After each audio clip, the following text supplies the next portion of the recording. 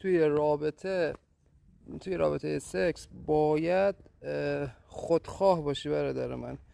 چون اکثر ما هی میخوایم طرف مقابل رو ارضای 100% کنیم، همش به فکر طرف مقابلیم، بعد اینجوری از اون لذت واقعی اون رابطه برادر میای بیرون. خودت عشق و حالتو بکن، مطمئن باش تو وقتی از ته وجودت عشق و حال کنی، لذت ببری، طرف مقابلت هم پارتنرت هم 100% لذت میبره. شرم رو بذار کنار، صمیمی باش.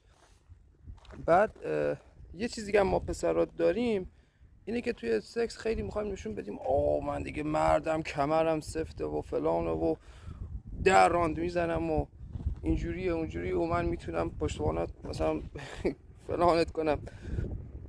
ببین برادر، سکس برای آرامشه. خب یک جنگ قدرت نمایی نیست، به اندازش.